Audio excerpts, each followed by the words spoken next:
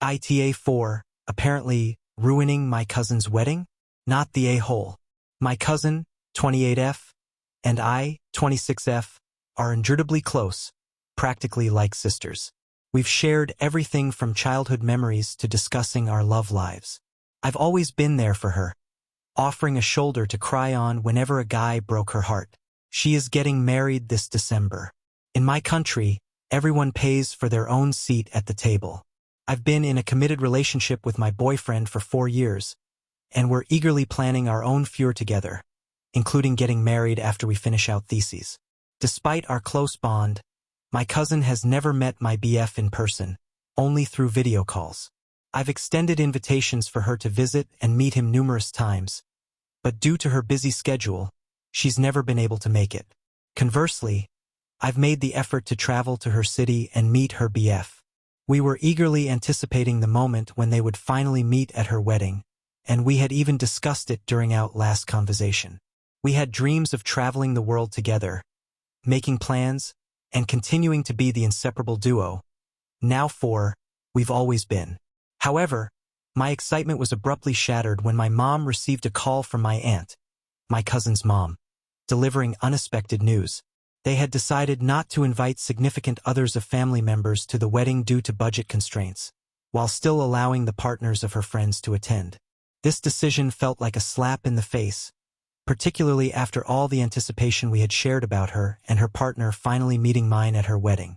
I couldn't shake the feeling that this decision was made to avoid upsetting her friends, some of whom had let her down multiple times in the past, and that they take me for granted. The news left me feeling devastated. It wasn't just about not being invited anymore. It felt like I had lost a piece of my family. All the plans we had made together suddenly evaporated. While my boyfriend wasn't angry, he understandably questioned the value of investing in future vacations with someone who hadn't even invited him to their wedding. Additionally, it hurt even more that my cousin didn't have the courage to tell me herself.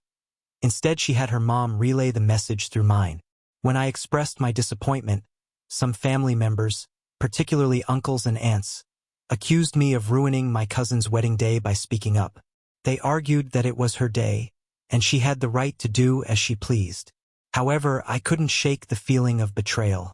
While I understood weddings are expensive, my boyfriend had even offered to pay for his seat, as is customary in out country.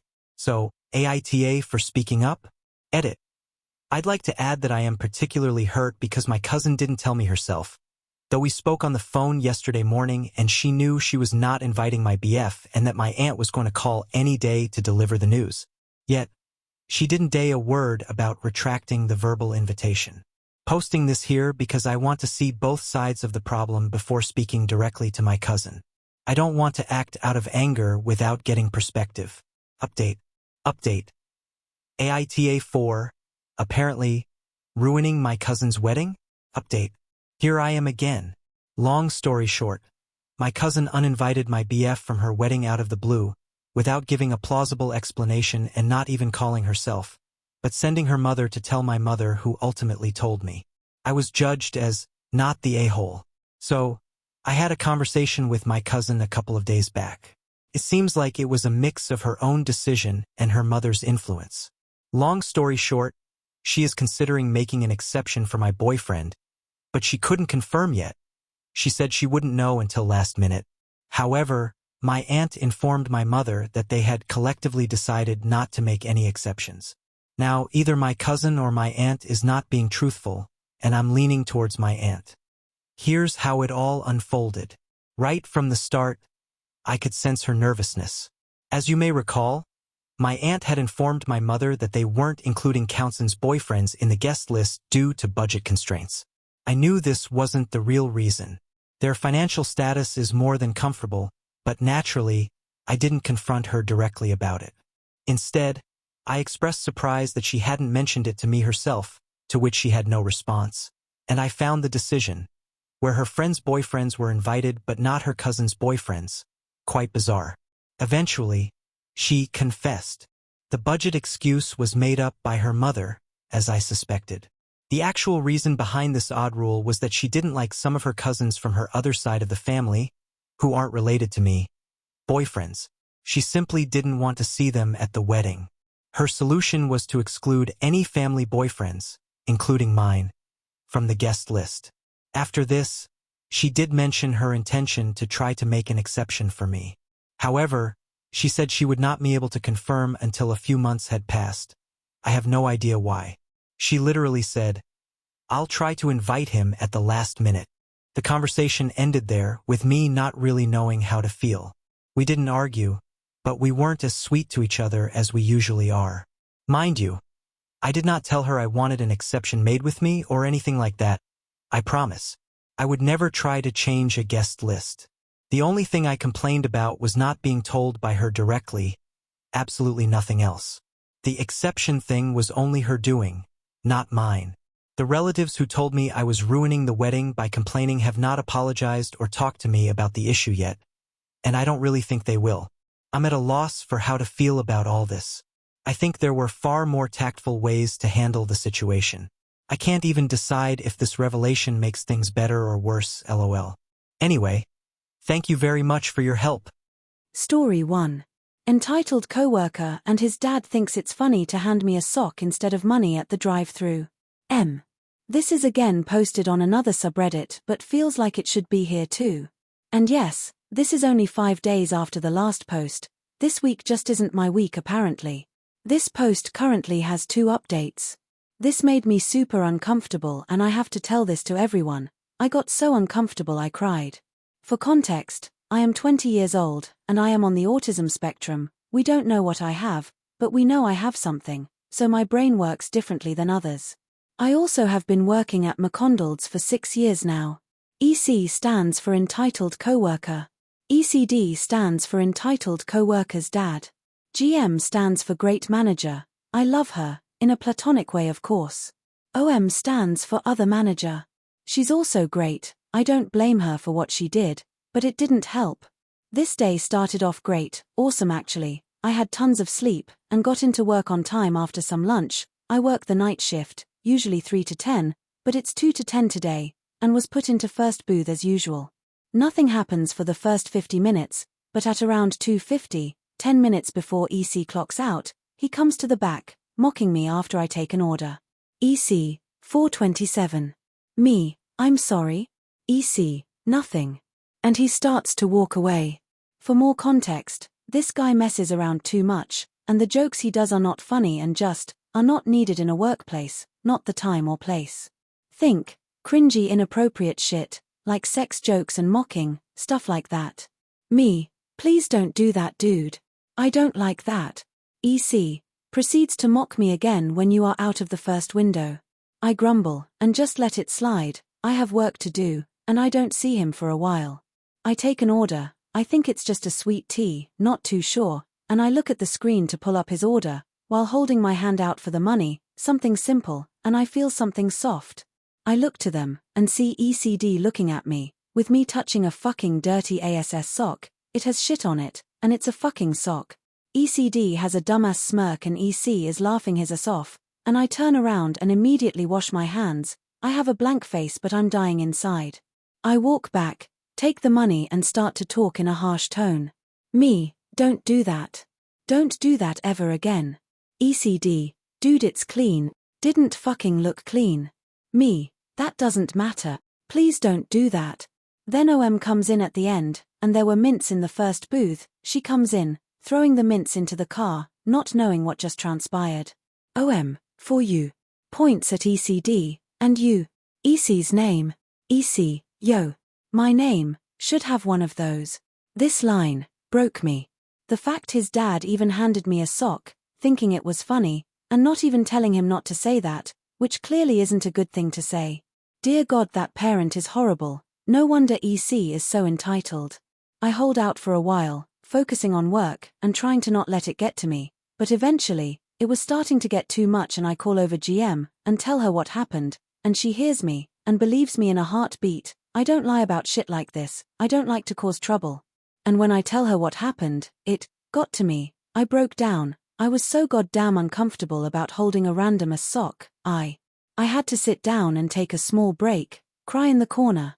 OM eventually comes over and wonders what's wrong, She's mostly Spanish, so I use Google Translate to tell her what happened, and she also agrees with me that EC went too damn far.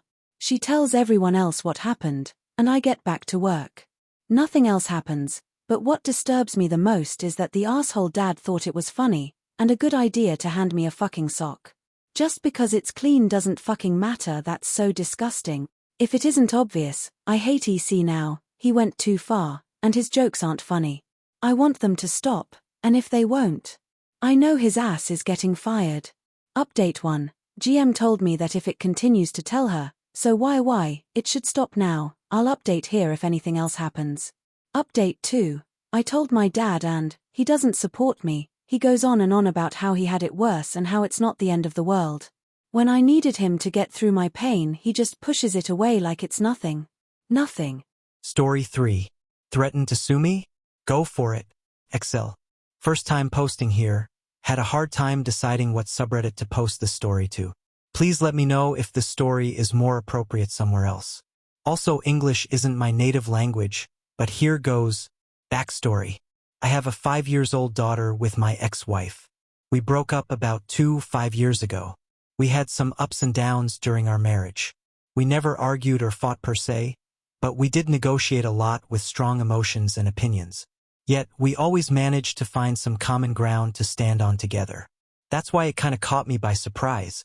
When she told me she wanted a divorce, I cried for a couple days, went fishing, and then started planning on how to figure things out. Because neither of us had enough income at that point to keep our car and our house, we agreed that I should take care of selling the car and she would get a realtor to start selling our home. Well, turns out I had to do both. Anyway, we had more debt than money, and she tried to leave all the debt to me while she would start from a clean slate. I wouldn't let her, and I made sure everything we owned and every bit of debt would be split evenly. We agreed that our daughter would live with both of us, splitting the time evenly as our daughter had the right to having 2 parents. We promised each other to act civil. This didn't last long. We also had agreed that since our salaries were pretty even, neither of us would pay child support. We also agreed that she would take care of buying most of the clothes etc. for our kid, since she would get the child benefit, about €100 per month here in Finland paid by the government to support raising offspring. After the breakup, she started mail ordering new furniture for herself, even before she had found a new apartment for herself. Kinda obvious, but she really didn't have the money for it either. 2 weeks later, she moved out. A week later, I heard from our kid that she had a new man. I didn't really care, just raised some eyebrows. She would often call in sick to her work, usually BS reasons, and when her boss gave some feedback, she didn't fix her attitude but instead she just quit. She applied to a school and got in. After about 2 months, she quit the school too and started demanding me to pay child support. We got a professional to weigh in and agreed that I still wouldn't pay a dime to her because she herself had caused her income to collapse. As a goodwill act, I offered to pay for our daughter's insurance. I thought the matter was settled, but then she got pregnant for her new man a few months after our breakup. After our divorce was final, there is a 6 months reconsideration time before the judge calls it. She married her new man. These things empowered her into demanding for money again and again and again. So now that you know what kind of person we're dealing with, the case. Last fall she yet again demanded money to support our kid. She was working again, and I knew she used our kid as an excuse because she had expressed envy towards my ability to control my finances to a point that even when I had the same amount money, I could eat in restaurants etc. I told her that if she needed child support for legitimate reasons, I would of course help, but all the expenses would have to be calculated properly to know the right amount she would need. Instead, she demanded I would pay her €200 per month and she would take care of all the expenses regarding our daughter. She didn't have any real reasons for the demand, other than her need for control. She had always been someone who wanted to have the last say in things. On top of her demand, this time she threatened to sue me if I didn't pay her. I pretty much laughed at it until I got a message from her lawyer. At that point, I messaged my ex telling her from now on I would only discuss this matter via our lawyers and started looking for a lawyer myself. During the next couple months, things started to look really bad for her case. After getting the papers from the court, I noticed her case was based on false data. She and her lawyer hadn't asked for my income and expenses before they sued me, and she had estimated my income to be a lot more than it actually was. Also, my expenses were estimated to be smaller than actual. At this point, I messaged my ex and asked if she's sure she doesn't want to settle. She didn't, so I decided to go with some malicious compliance and didn't try again. After we both calculated every income and expense of both parties with the help of our lawyers, I and my lawyer confirmed that she had enough money to raise our kid. Not only that, it turned out she actually had more money than me for it. Monthly income minus living costs, medicine, etc., etc. I burst out laughing at the absurdity of her case, even more so when she tried to twist things to her favor by sending false evidence to us and the judge, which we noticed instantly. A couple days go by, and my lawyer calls me. She had gotten a call from my ex's lawyer, saying he had noticed my ex is lying and the whole case is based on lies, and the lawyer wants to settle. It looked like my MC wouldn't go through, until my lawyer got a message that for some reason, they won't settle after all. Game on. The judgment. We went to court. The judge was annoyed but composed. He asked my ex's lawyer about their demands. The lawyer started by saying, "First, I'm going to tell a bit of the backstory," and the judge cut him off, telling him to just state the demands. After a few seconds of silence, the lawyer told the judge, "No demands." The judge was both dumbfounded and livid, asking, "Then why are we here?" To which my lawyer said something along the lines of, "That's what we're asking too." Then the judge asked my ex's lawyer to be clear, "Didn't you want to settle?" And the lawyer sheepishly told the judge that my ex wouldn't agree to settle. They were so embarrassed, it was so glorious, like some kind of divine karma being served right at my Karen of an ex. The judge ordered us to go to a meeting room for 20 minutes and to come back with a settlement agreement. Because she had more money, we negotiated that she would pay for our kids' hobbies, insurance, etc. to compensate for the difference. The judge verified it, and my party left the courtroom very happy. My ex, on the other hand, was balancing between being angry and embarrassed. The fallout. A couple weeks ago, my ex demanded that we would make changes to the schedule on how our kid would swap homes. I declined, saying we have an agreement.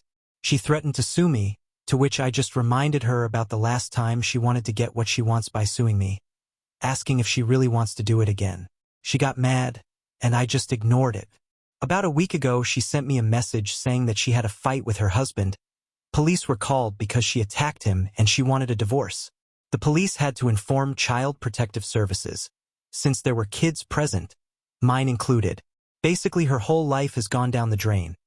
2 kids to different fathers, 2 divorces before she has even turned 30, a lot of debt and expenses, and looks like our kid will be spending the majority of her time at my place, which is what our kid has wanted for the past 2-ish years. TLDR. Ex-wife wanted money for BS reasons and sued me. If you want to sue me over BS, be prepared for your life to turn into BS.